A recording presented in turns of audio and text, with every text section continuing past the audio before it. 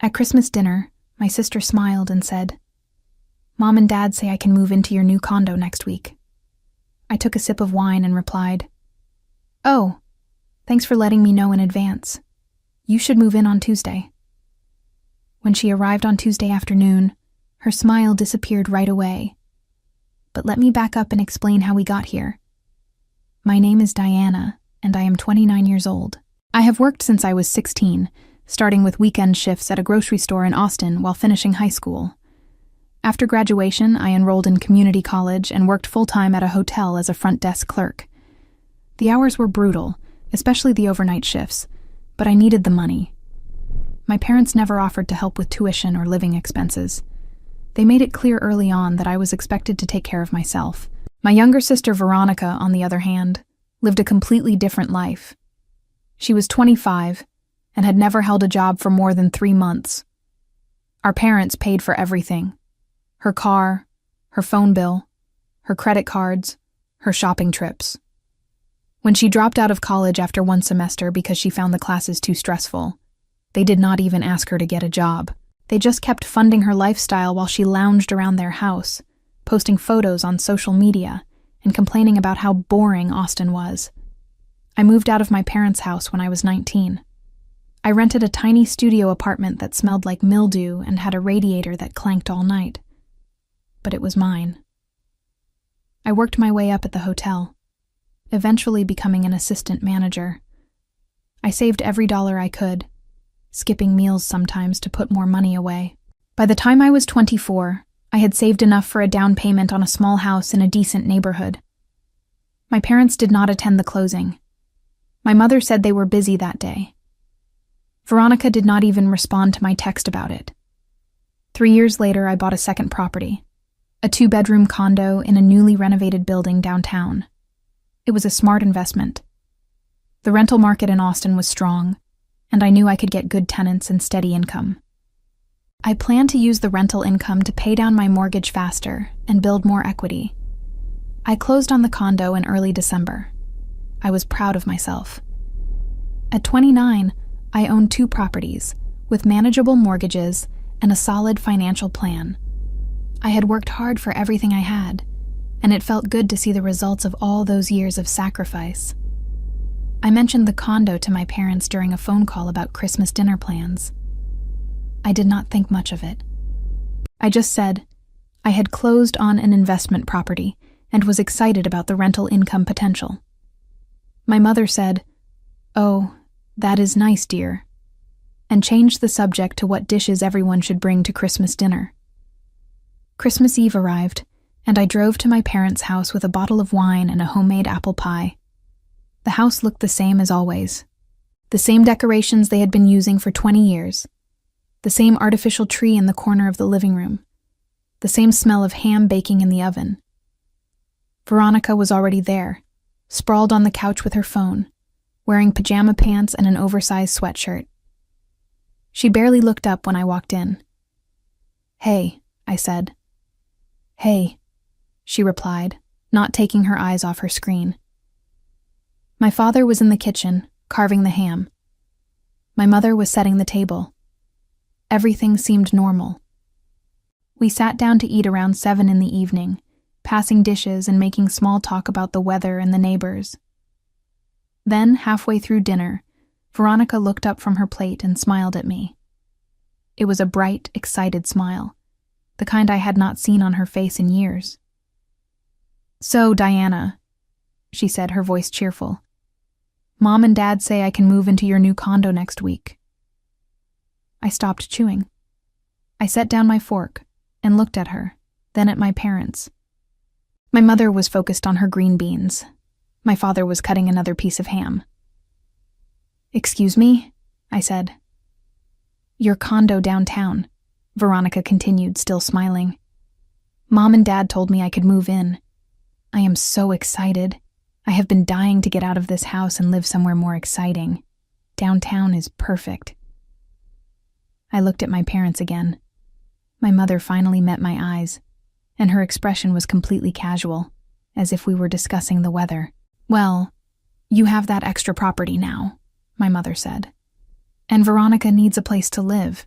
It just makes sense." "It makes sense," I repeated slowly. "Yes," my father said, not looking up from his plate. "You are doing well, Diana. You can afford to help your sister out." I took a sip of wine, letting the liquid sit in my mouth for a moment before swallowing. My mind was racing, but I kept my face neutral. Years of working in hospitality had taught me how to hide my emotions when necessary. "Oh," I said lightly. "Thanks for letting me know in advance." Veronica's smile widened. "I know, right? I did not want to bother you with all the details. Mom and Dad said they would handle it." "You should move in on Tuesday," I said, taking another sip of wine. "Perfect," Veronica said. "I already started packing." My mother looked relieved. My father nodded approvingly.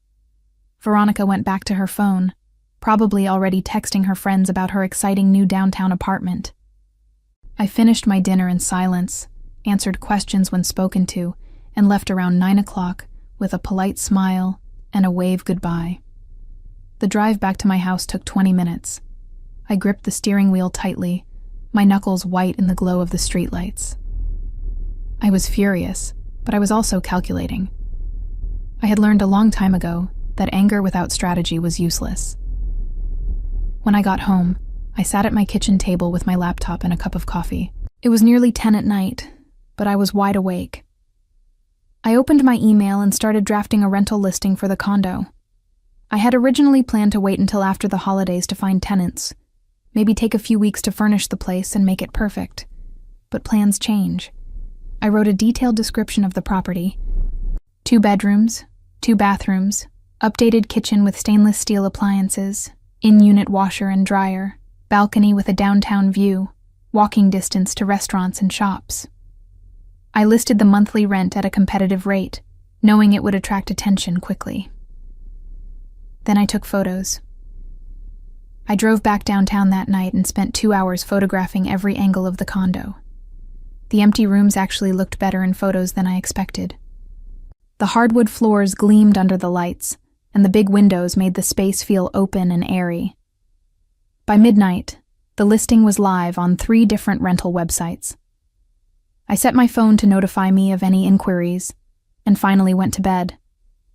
I woke up the next morning to 17 messages. Apparently, affordable 2-bedroom condos in downtown Austin were in high demand. I spent Christmas Day responding to inquiries, scheduling showings, and running background checks. By December 26th, I had 3 strong candidates. All of them had stable jobs, good credit, and excellent references. I scheduled in-person tours for the 27th. The first candidate was a young woman named Jessica, who worked as a physical therapist at a rehabilitation center. She was professional, polite, and fell in love with the condo the moment she walked in. She asked thoughtful questions about the building amenities and the neighborhood. She had a steady income and had been at her job for 4 years. The second candidate was a couple, both teachers at a local middle school. They were friendly and enthusiastic, talking about how the location would cut their commute time in half. They had been renting in the suburbs and were excited about the idea of living downtown. The third candidate was a graduate student who worked part-time at a research lab. He was quiet but seemed responsible. His references were glowing, and his previous landlord said he had never missed a rent payment. I liked all 3 candidates, but Jessica stood out. She had everything I was looking for in a tenant: stable income, clean background, good references, and a genuine appreciation for the property. I called her that evening and offered her the lease. "Really?" she said, her voice bright with excitement. "That is amazing. Thank you so much." "Can you sign the lease and move in next week?" I asked. "Absolutely," she said. "I can sign tomorrow if you want." "Perfect," I said. "Let us meet at the condo on Friday at noon." "I will be there," Jessica said. We met on Friday, December 29th. Jessica brought a cashier's check for the first month's rent, last month's rent, and the security deposit. We sat at the kitchen counter and went through the lease page by page. She read every section carefully asked a few clarifying questions, and signed on the dotted line. "When can I move in?" she asked. "Whenever you want," I said. "You officially have the keys now." Jessica beamed. "I am thinking Tuesday. I have the week off work, so it is perfect timing." "Tuesday works great," I said, handing her the keys. We shook hands, and she left with a bounce in her step, already texting someone about her new place. I sat in the empty condo for a few minutes after she left, feeling a deep sense of satisfaction. The property was rented. I had a signed lease, payment in full, and a responsible tenant who would take care of the place. Everything was handled professionally and legally. I locked up and drove home, already planning how I would spend Tuesday afternoon. Over the weekend, I went about my normal routine. I worked my shifts at the hotel, ran errands, went to the gym. I did not contact my parents or Veronica. They did not contact me either, which was typical. We were not a close family. We rarely spoke outside of obligatory holiday gatherings. On Monday night, I received a text from Veronica. "Still good for tomorrow? Moving in around 2 p.m.? I smiled and typed back, "Yes, see you then." She sent back a string of excited emojis. I went to bed early that night, setting my alarm for 7 in the morning. Tuesday was going to be an important day, and I wanted to be well rested. I woke up feeling calm and focused. I made myself a proper breakfast, something I rarely had time for on workdays: scrambled eggs, toast, fresh fruit, and coffee. I ate slowly, savoring each bite. Around noon, I texted Jessica. "Hey, just checking in. Are you moving in today?" She responded immediately. "Yes, the movers are loading the truck now. Should be there by 1 p.m. "Perfect," I replied. "Let me know if you need anything." "Will do. Thanks again for everything."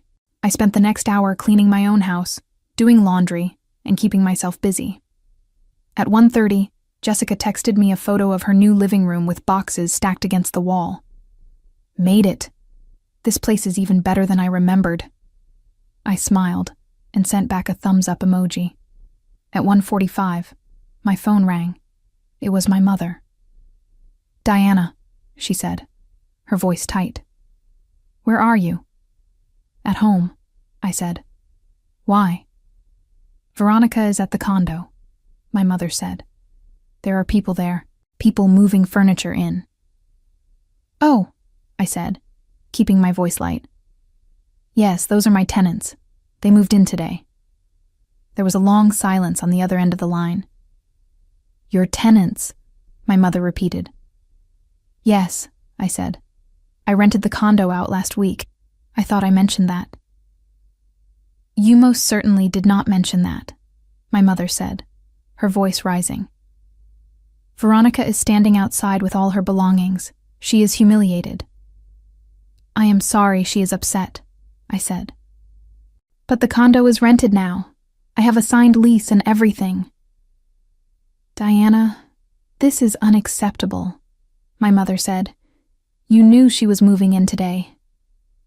"Actually, I did not know," I said calmly. "No one asked me. You all just decided among yourselves that Veronica would live in my property without ever consulting me. I own that condo. I paid for it with my own money, and I decided to rent it out." My mother sputtered on the other end of the line, searching for words. I could hear my father's voice in the background, asking what was happening. I could also hear Veronica crying, her voice high and shrill. "This is your sister," my mother finally said. "How could you do this to her?" "Do what?" I asked. "Rent out my own property? Use my investment to generate income like I planned?" "You are being selfish," my mother snapped. "You have plenty of space. You have a whole house. You could have let her stay there." "For free," I said. It was not a question. "She is family," my mother said, as if that explained everything. "So am I," I replied. "But that did not stop you from expecting me to hand over my property without even asking me first." "We told you at Christmas dinner," my mother said. "You informed me of a decision you had already made," I corrected. "That is not the same as asking." My father took the phone. His voice was stern, the same tone he used when I was a child, and had done something he disapproved of. "Diana, you need to fix this," he said. "Your sister is standing on the sidewalk crying. The neighbors are watching. This is embarrassing for all of us." "I am sorry she is embarrassed," I said. "But I cannot fix this. I have a legal lease agreement with a tenant who has already moved in. The condo is occupied." "Break the lease," my father demanded. "I cannot do that," I said. "And I would not even if I could. This is my property and my decision. After everything we have done for you," my father said, his voice dripping with disappointment. I almost laughed. "Everything you have done for me? Like what, exactly?" "We raised you," he said. "You were legally obligated to do that," I said.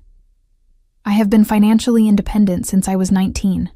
I paid for my own education, my own car, my own housing. You have never given me a single dollar of support since I moved out. Meanwhile, you have funded Veronica's entire adult life, so do not talk to me about what you have done for me." There was silence. I could hear my mother crying now, too. Veronica was still wailing in the background. "You are being cruel," my father said quietly. "No," I said. "I am being fair. I worked hard for what I have. I sacrificed and saved for years to build financial security. Veronica has never worked for anything in her life. And you enabled that. You made her believe that she could just take whatever she wanted without asking, without earning it, without even considering that other people have rights and boundaries. She is your sister," my father repeated, as if saying it enough times would change my mind. "And I am your daughter," I said. "But you never treated me like Veronica was treated. You never paid my bills or bought me cars or let me live rent-free. You expected me to handle everything on my own. So I did. And now I am handling my own property in the way I see fit." My father was silent for a long moment. Then he said, "Your mother and I are very disappointed in you." "I can live with that," I said. "Goodbye." I hung up before he could respond. My hands were shaking slightly, adrenaline coursing through my body. I set the phone down on the kitchen counter and took a deep breath. I had just drawn a line in the sand with my family, and there was no going back from it, but I did not regret it. Not for a second. My phone buzzed with text messages, first from my mother, then from Veronica, then from my mother again. I did not read them. I silenced my phone and put it in a drawer. I poured myself a glass of wine and sat on my back porch, looking out at my small but well-maintained yard. I had planted flowers along the fence line last spring, and they were still blooming despite the winter chill. I had painted the porch myself, choosing a soft gray that complemented the house's exterior. Every part of this place reflected my hard work and my choices. The condo downtown was the same. I had chosen it carefully, negotiated a fair price, secured financing, and closed the deal all on my own. It was mine. Not my parents', not Veronica's. Mine. And I had every right to decide what to do with it. I sipped my wine slowly, feeling the tension in my shoulders gradually ease. The sun was starting to set, painting the sky in shades of orange and pink. It was beautiful. Around 6 in the evening, I pulled my phone out of the drawer and checked the messages. There were 12 texts total. Most of them were variations of, "How could you do this?" and "You are tearing this family apart," and "Veronica is devastated." There was one text from Veronica that stood out. "I had to go back to Mom and Dad's house. Everyone saw me get turned away. I am so humiliated. How could you?" I read it twice, then deleted it without responding. There was also a voicemail from my mother. I listened to it. "Diana, this is your mother. I do not know what has gotten into you, but this behavior is unacceptable. Your sister needed that apartment. She had plans. She told all her friends she was moving downtown. Now she has to tell them she is still living at home like a child. You have humiliated her. You have humiliated all of us. I hope you are happy." The voicemail ended with a click. I saved it, just in case I ever needed documentation of their behavior, then put my phone back in the drawer. I made myself dinner: grilled chicken, roasted vegetables, and a side salad. I ate at my kitchen table, alone but not lonely. I had learned a long time ago that being alone was better than being surrounded by people who did not respect me. After dinner, I washed the dishes, put on comfortable clothes, and settled onto my couch with a book I had been meaning to read for months. For the first time in weeks, I felt completely at peace. My property was rented to a good tenant. My finances were solid. My boundaries were clear. And my family finally understood that I was not a doormat they could walk all over whenever they wanted something. The next morning, I woke up to find that my parents and Veronica had blocked me on social media. I discovered this when I tried to look at a photo my mother had posted of the Christmas dinner, wanting to see if there were any telling details I had missed about their plan. Instead, I found blank profiles and error messages. It was almost funny. They had decided that cutting me off digitally was some kind of punishment, as if I had been desperately clinging to their online presence. In reality, I checked their pages maybe once a month, usually out of boredom rather than genuine interest. I went to work that day feeling lighter than I had in years. My manager noticed the change in my mood and commented on it during our morning meeting. "You seem happy today," she said. "Good holiday?" "Very productive," I replied with a smile. The hotel was busy with New Year's tourists, and I threw myself into work. I helped guests with reservations, solved problems, coordinated with housekeeping, and handled a minor crisis when one of the elevators broke down. By the end of my shift, I was tired, but satisfied. When I got home that evening, there was a card taped to my front door. I recognized my mother's handwriting on the envelope. I pulled it down and went inside, tossing my keys on the counter before opening it. The card had a generic image of flowers on the front. Inside, my mother had written a long message in her neat, precise script. "Diana, your father and I have been talking, and we think you need to reconsider your actions. Family is the most important thing in life, and you have hurt Veronica deeply.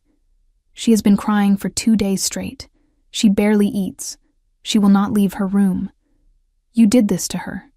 We raised you to be kind and generous, but you have become selfish and cold. We are giving you 1 week to reconsider. If you terminate the lease with your tenant and give Veronica the apartment like we agreed, we can move past this. If not, you need to understand that there will be consequences.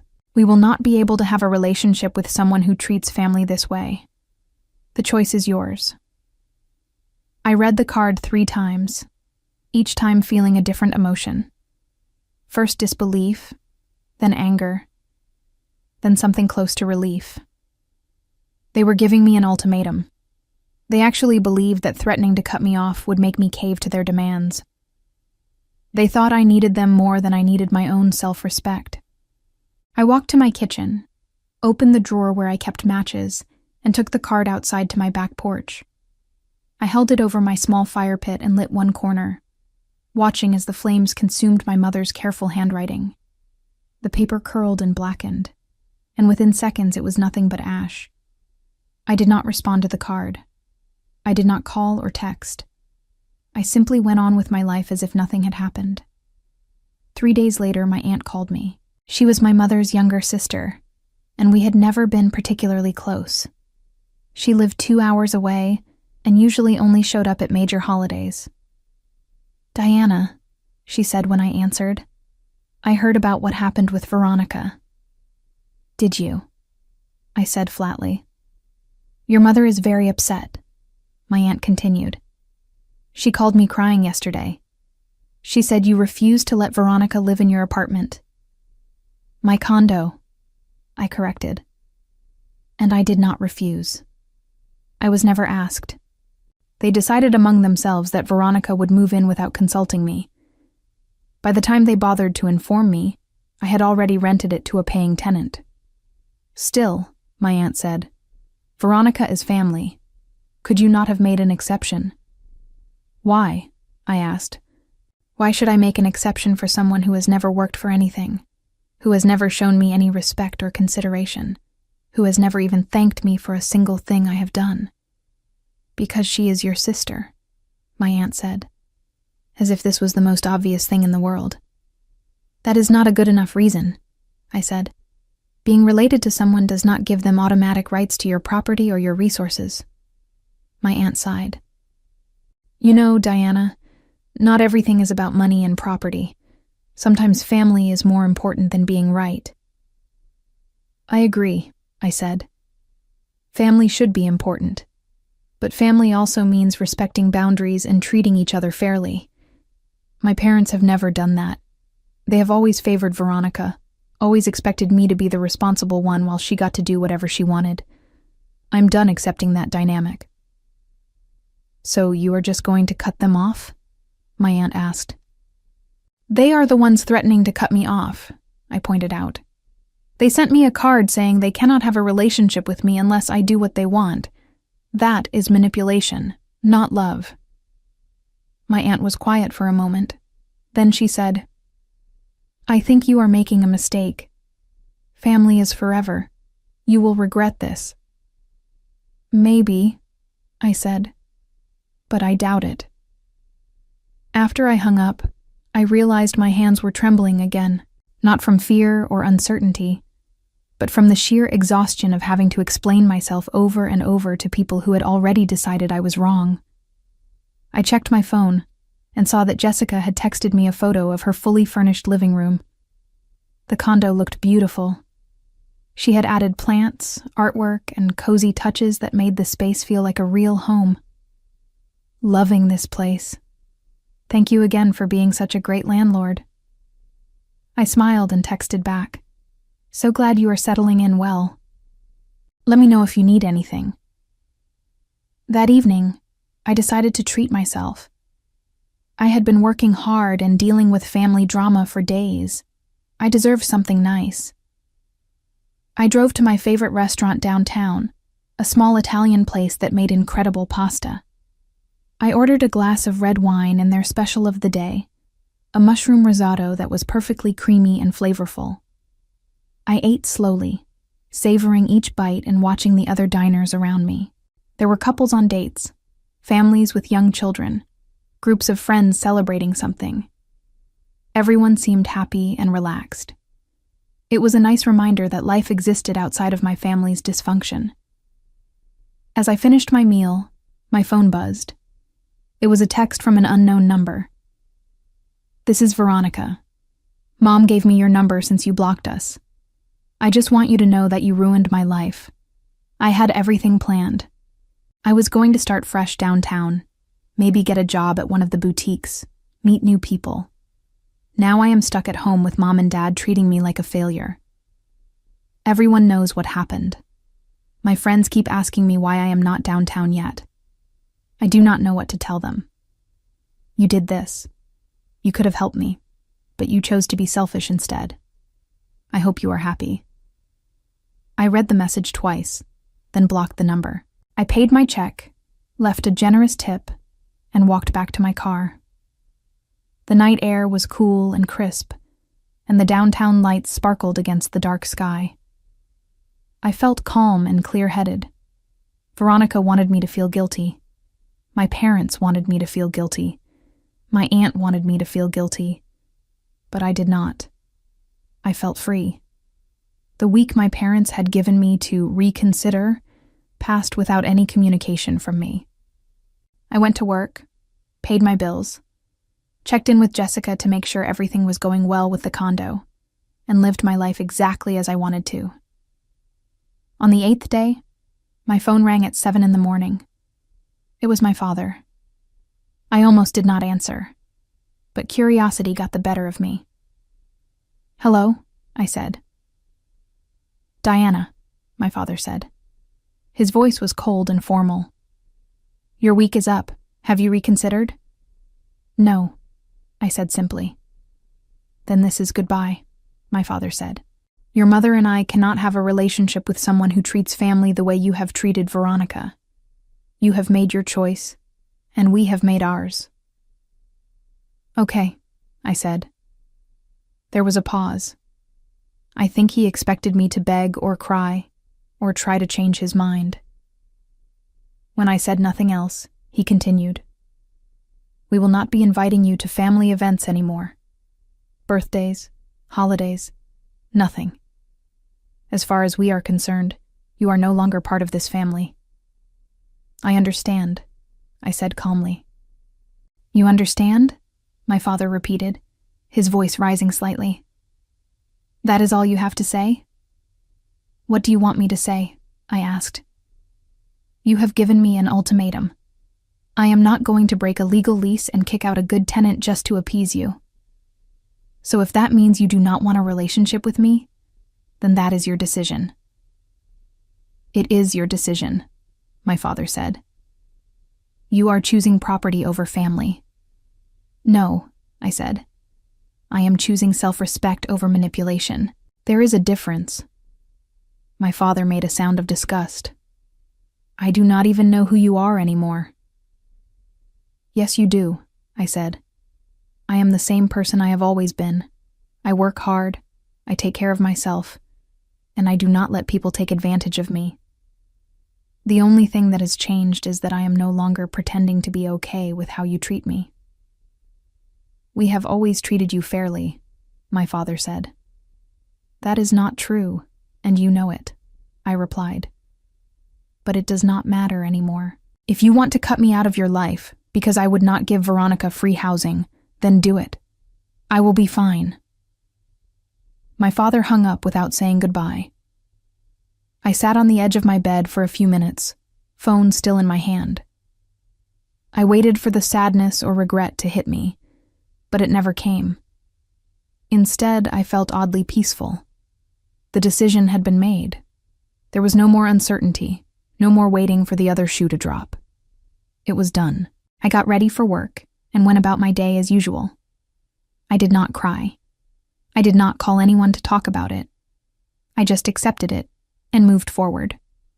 Over the next few weeks, I discovered just how little my family had actually been involved in my life. I did not miss the awkward phone calls where my mother complained about everything and barely asked how I was doing. I did not miss the guilt trips or the constant comparisons to Veronica. I did not miss feeling like I was never good enough no matter what I accomplished. What I did notice was how much more energy I had. Without the constant drain of family drama, I felt lighter. I started going to the gym more regularly. I took a weekend trip to San Antonio just because I felt like it. I read books, tried new recipes, and reconnected with old friends who actually appreciated me.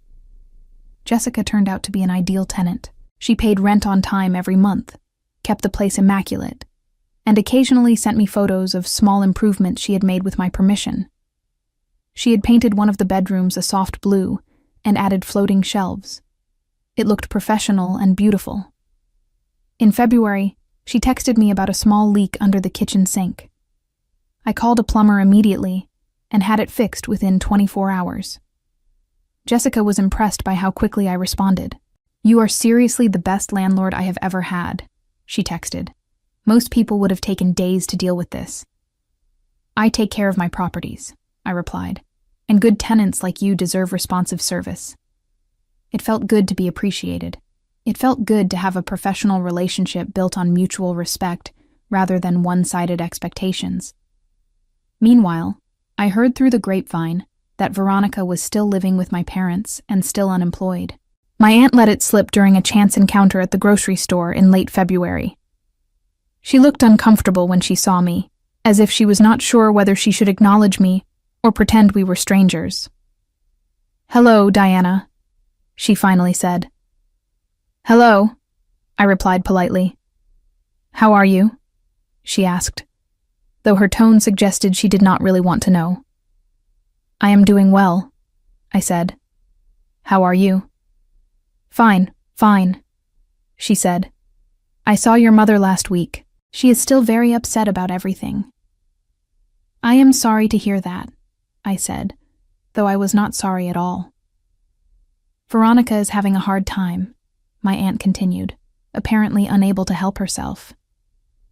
She has not been able to find a job. Your mother thinks the whole situation has affected her confidence. That is unfortunate, I said neutrally.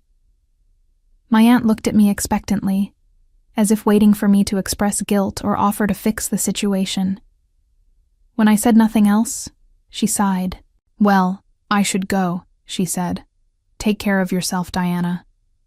You too, I said.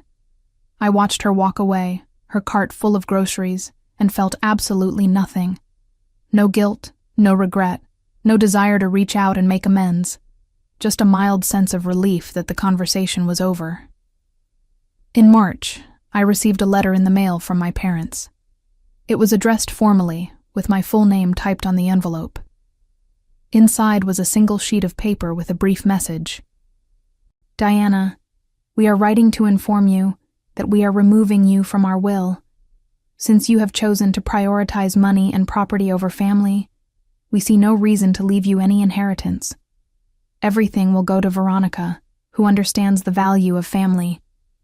We hope you find happiness in your choices. The letter was signed by both my parents, their signatures precise and final. I read it once, then folded it and put it in a file folder with other important documents. It was not a surprise. In fact, I had expected something like this. My parents had always used money and gifts as tools of control, and removing me from the will was just another attempt to punish me. The thing they did not understand was that I had never counted on an inheritance. I had built my own financial security. I did not need their money. I never had. Spring arrived, and with it came a new opportunity. The hotel where I worked announced that they were opening a second location across town, and they needed an experienced manager to help set it up and run it. The position came with a significant raise and more responsibility. I applied immediately and was offered the job within a week. My boss told me that I was the obvious choice, that my work ethic and professionalism had always stood out. You are one of the most reliable people I have ever worked with, she said. I have no doubt you will make this new location a success. I started the new position in April, throwing myself into the challenge of opening a new hotel. There were a million details to manage. Hiring staff, setting up systems, coordinating with vendors, ensuring everything was ready for the grand opening. It was exhausting, but exhilarating. The new hotel opened in May, and it was a triumph. We had a steady stream of guests from day one, excellent reviews, and a team that worked well together. I felt proud of what we had accomplished. Around this same time, I started dating someone I had met through a friend. His name was Trevor, and he worked as an architect. He was kind, funny, and respectful. When I told him about the situation with my family, he listened without judgment. That must have been difficult, he said. It was, I admitted. But it was also necessary. I could not keep letting them treat me that way. I think you made the right choice, Trevor said. Family should support you, not tear you down.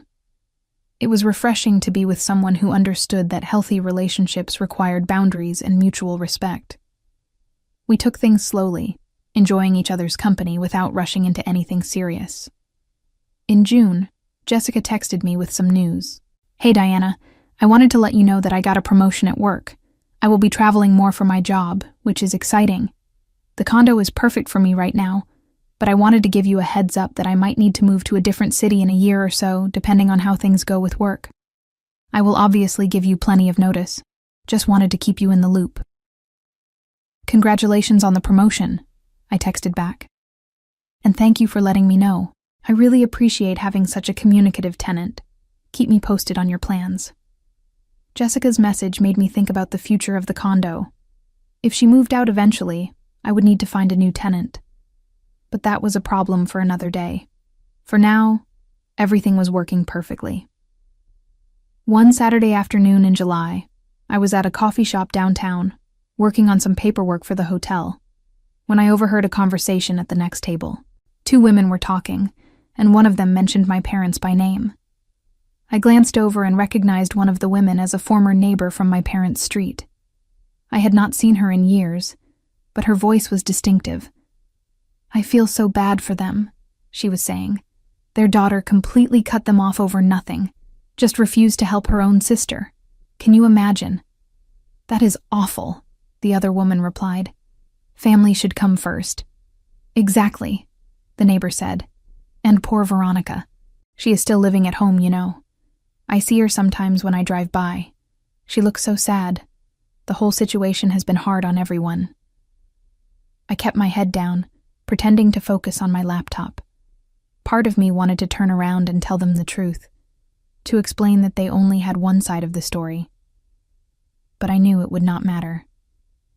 People believed what they wanted to believe, and my parents had clearly painted themselves as the victims.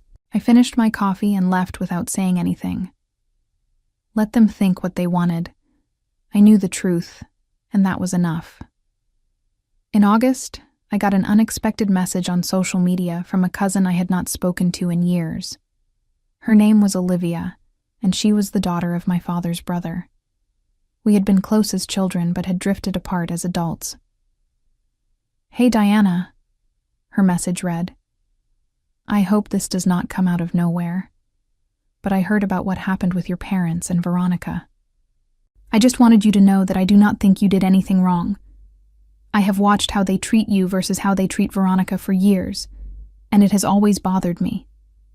You have worked so hard for everything you have, and they had no right to expect you to just hand over your property. Anyway, I just wanted to reach out and say that.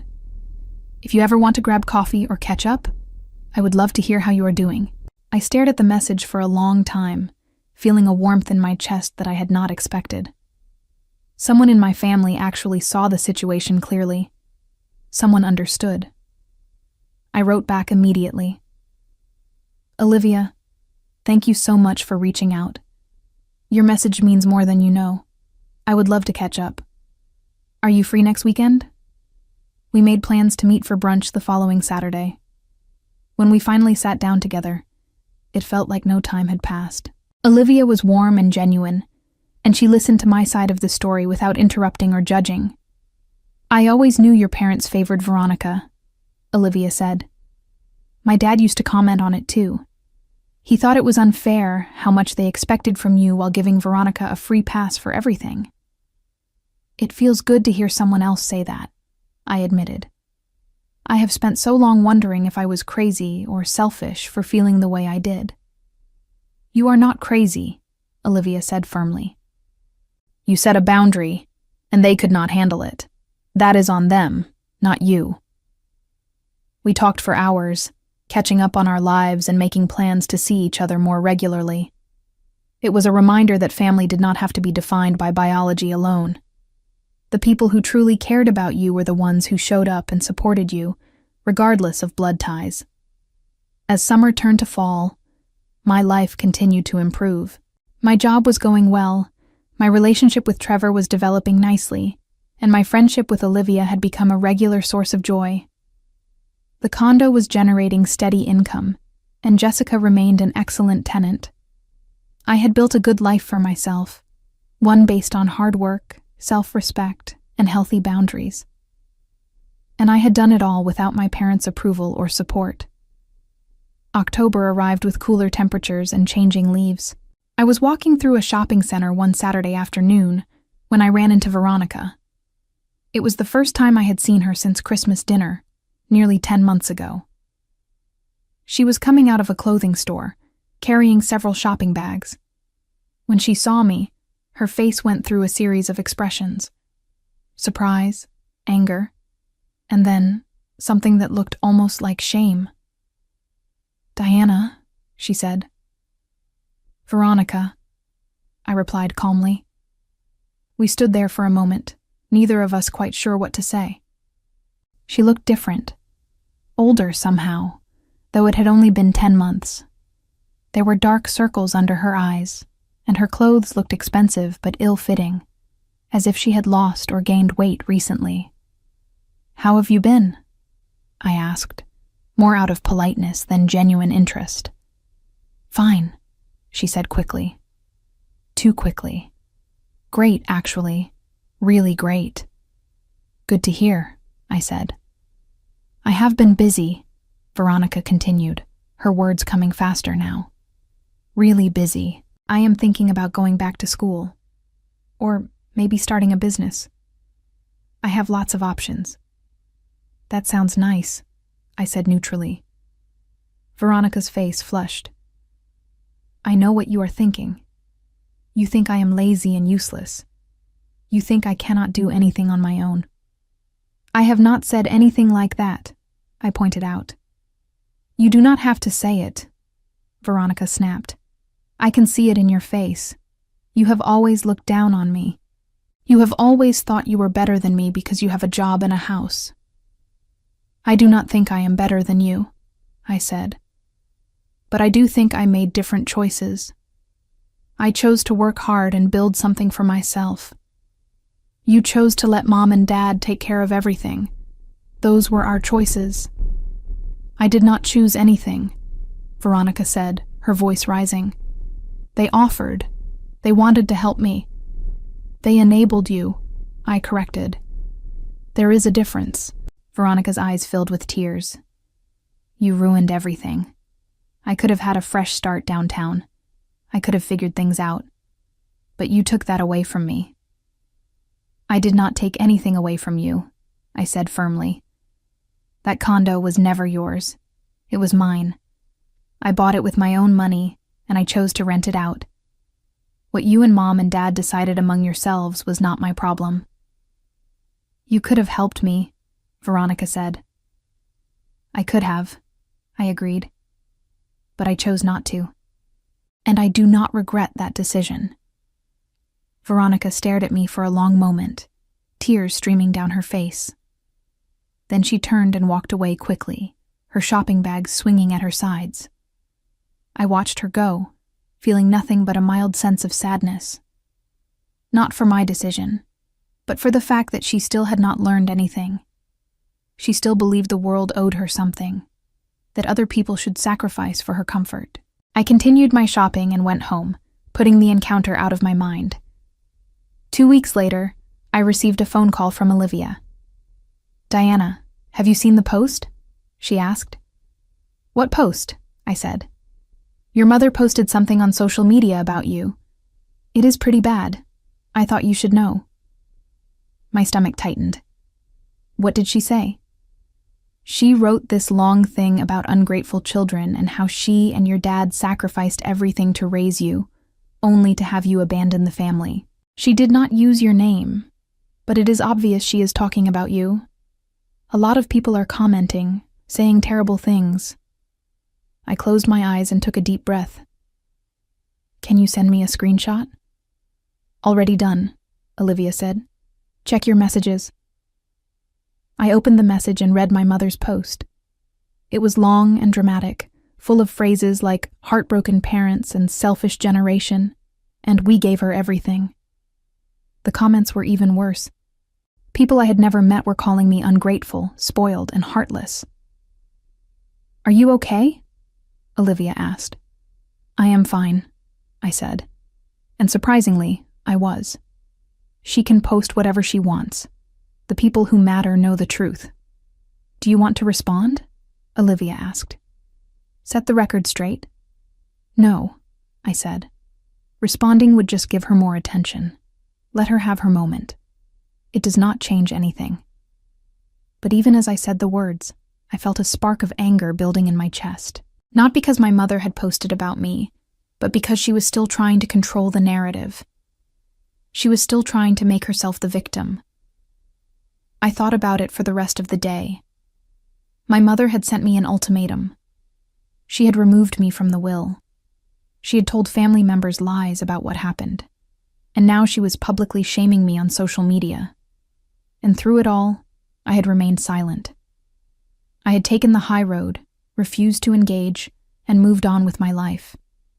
But maybe it was time for a different approach. Maybe it was time to stop being silent and start speaking up. That evening, I sat down at my computer and began typing. Not a response to my mother's post, but something bigger. Something that would tell my side of the story in a way that could not be ignored or dismissed. I wrote for hours, crafting my words carefully. I wanted to be honest but not cruel. Factual but not cold. By the time I finished, it was past midnight, but I felt satisfied with what I had written. I saved the document and went to bed, already planning my next move. The next morning, I called Olivia. "I need your help with something," I said. "Anything," Olivia replied. "Do you remember my parents' anniversary party a few years ago? The one where they invited the whole family?" "Of course," Olivia said.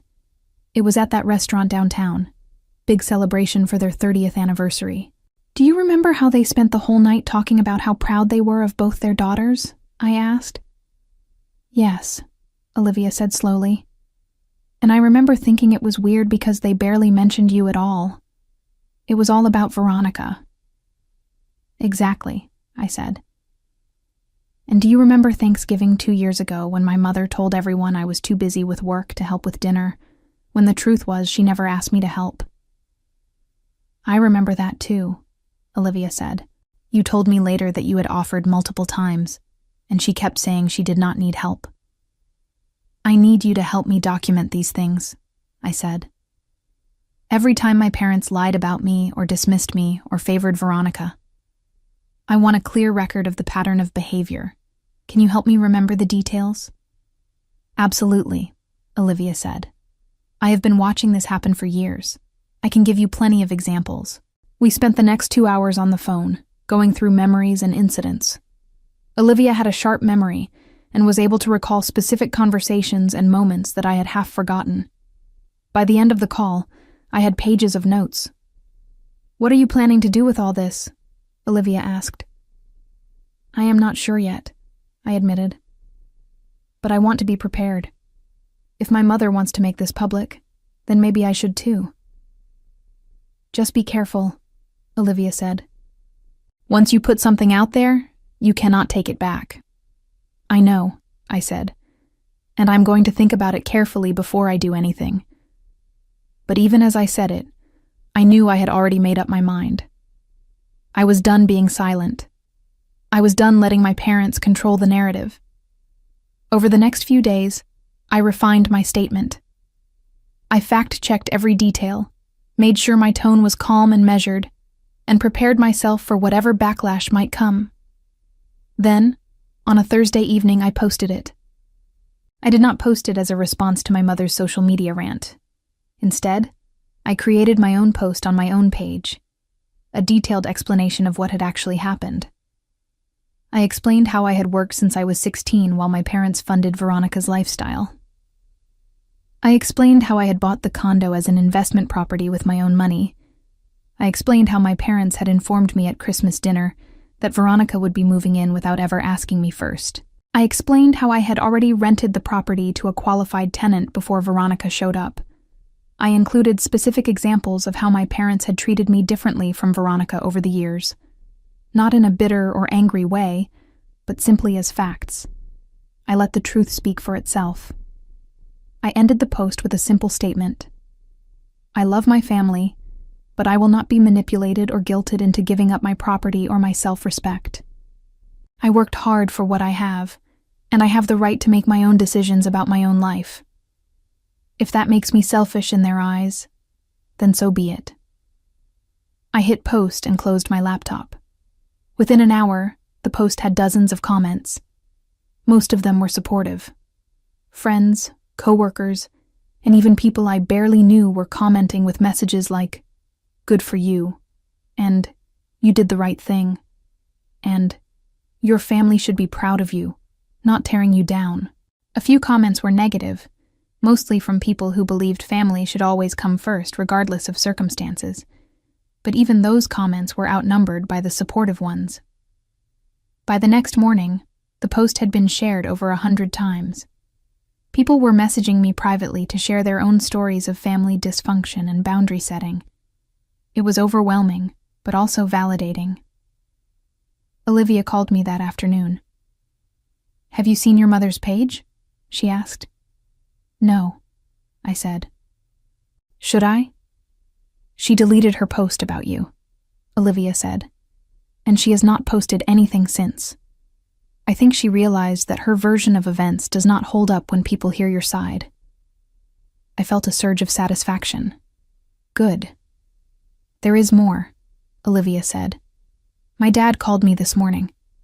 He said your father called him yesterday trying to get family members to pressure you into taking down your post. But my dad refused. He told your father that he had read your post and thought you were completely justified in everything you did." "Really?" I said, surprised. "Really," Olivia confirmed. "And he is not the only one. A lot of the family is starting to question your parents' version of events. People are asking questions about why they treated you and Veronica so differently.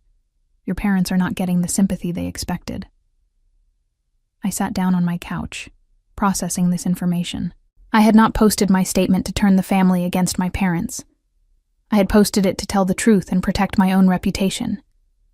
But apparently the truth had consequences beyond what I had anticipated. "How do you feel about all this?" Olivia asked. "Honestly," I said, "I feel free. For the first time in my life, I feel like I do not have to pretend everything is fine. I can just be honest about what happened and people can make up their own minds." 3 days after I posted my statement, my mother called me. I almost did not answer, but curiosity won out. "Diana," she said. Her voice was tight and controlled. "We need to talk." "About what?" I asked. "About that horrible thing you posted on social media," she said. "You made us look like terrible parents." "I told the truth," I said. "If the truth makes you look bad, that is not my fault." "You embarrassed us," my mother said. "The whole family is talking about it. People are asking us questions. Your aunt refused to come to dinner last week because she said she needed time to think about everything." "I am sorry you are embarrassed," I said. "But I am not sorry I posted it. You posted about me first, remember? You tried to make me look like an ungrateful, selfish daughter. I just provided context." "We are your parents," my mother said. "You should respect us." "Respect goes both ways," I replied. "And you have not respected me for years. You expected me to hand over my property to Veronica without asking. You cut me out of your will. You sent me ultimatums and tried to manipulate me. You do not get to demand respect when you have not given me any."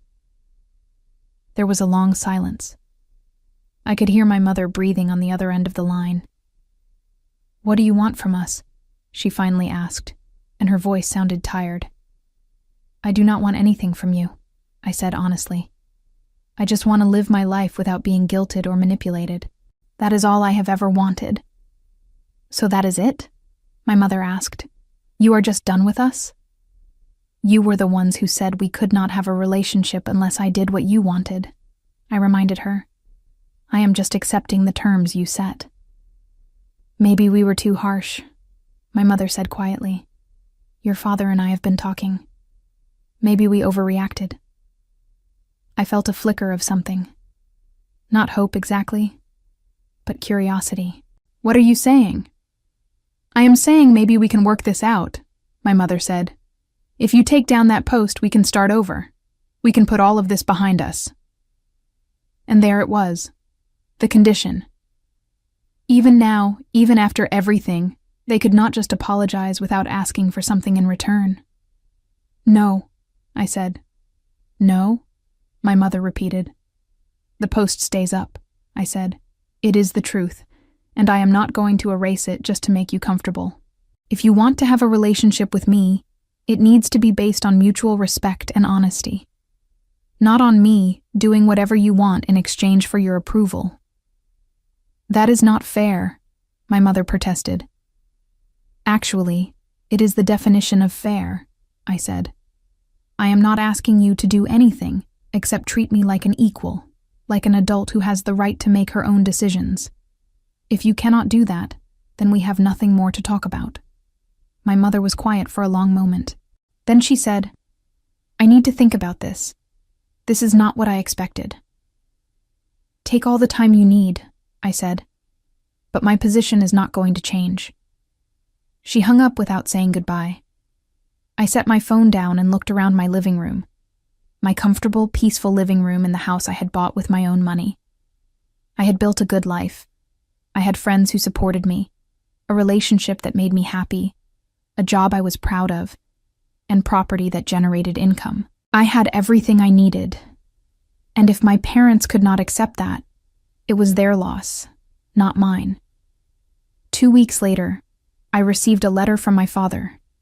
It was handwritten, which surprised me. My father rarely wrote anything by hand. "Diana," the letter began, "your mother and I have spent a lot of time thinking about what you said. We do not agree with everything you posted, but we can see that we made mistakes. We treated you and Veronica differently, and that was not fair to you. We expected you to be responsible and independent while letting Veronica depend on us. We see now that this created resentment. We would like to try to rebuild our relationship, if you are willing. We are not asking you to take down your post or apologize for setting boundaries. We are just asking for a chance to start fresh. If you are open to talking, please let us know." I read the letter 3 times. It was not a perfect apology. It still had phrases like, "We do not agree with everything," that showed they were not fully accepting responsibility. But it was more than I had expected. It was a start. I decided to wait a few days before responding. I wanted to make sure I was making the decision with a clear head, not out of loneliness or a desperate need for family connection. After careful consideration, I wrote back, "I appreciate your letter. I am willing to have a conversation, but only if we can establish clear boundaries. I need you to understand that my property and my finances are my own, and I will not be pressured into making decisions based on what you think I should do. I need you to treat me and Veronica equally, which means expecting her to be responsible for her own life, just like you expected me to be. If we can agree on those terms, then yes, we can try to rebuild. But I will not go back to the way things were." I mailed the letter and waited. A week later, my parents called and asked if I would meet them for coffee. I agreed. We met at a neutral location, a cafe halfway between my house and theirs. The conversation was awkward at first, stilted and careful. But slowly, we began to talk about real things. My mother admitted that she had always found it easier to take care of Veronica than to let her struggle. My father admitted that he had taken my independence for granted and assumed I did not need their support. I explained how their favoritism had hurt me over the years, how it had made me feel like I was only valued for what I could provide, not for who I was. It was not a perfect conversation. There were moments of tension and defensiveness, but it was honest. And that was something we had never really had before. At the end of the meeting, my mother asked, "What about Veronica? She is still very upset about everything." "Veronica needs to learn to take care of herself," I said firmly, "and you need to stop enabling her. She is 25 years old. It is time for her to grow up." My father nodded slowly. "You are right. We have been doing her a disservice." "What if she does not want to change?" my mother asked. "That is her choice," I said. "But it should not be your problem to solve anymore." As the months passed, my parents slowly began to shift their approach with Veronica. They stopped paying all her bills. They gave her a deadline to either get a job or move out. It was hard for them, and Veronica fought it every step of the way. But they held firm. By spring, Veronica had found a job as a receptionist at a dental office. It was not glamorous, but it was a start. She moved into a small apartment with a roommate and began, slowly and reluctantly, to build her own life. My relationship with my parents improved gradually. We would never be close the way some families were, but we found a way to coexist with mutual respect. They stopped making demands, and I stopped expecting them to change overnight. The condo continued to generate steady income. Jessica eventually moved for her job, just as she had predicted, and I found another excellent tenant to take her place. My career continued to flourish, and Trevor and I moved in together after a year of dating. As for Veronica, she eventually came to me with a grudging apology. It was not heartfelt, and I could tell she still resented me on some level. But she acknowledged that being forced to take care of herself had been good for her. She was learning things she should have learned years ago. The experience taught my family that boundaries were not punishments, but necessary structures for healthy relationships. My parents learned that treating children equally meant having equal expectations, not just equal affection. Veronica learned that no one owed her a free ride through life, and I learned that standing up for myself was not selfish, it was essential. In the end, Veronica never recovered from the humiliation of being turned away from the condo that day. The story spread through her social circles, and she became known as the woman whose sister refused to let her freeload. She struggled to rebuild her reputation and her sense of self-worth. My parents, too, faced consequences. Several family members distanced themselves after learning how they had treated me, and their social standing within the family diminished. They spent years trying to repair relationships they had damaged through their favoritism and manipulation, never quite regaining the respect they once had. As I sat on my porch one evening, watching the sun set over the city I had built my life in, I reflected on my revenge journey. It had not been about cruelty or spite. It had been about refusing to be treated as less than I deserved, about drawing a line and refusing to cross it no matter how much pressure was applied. Sometimes the most powerful revenge was simply living well and refusing to compromise your own worth for anyone else's comfort.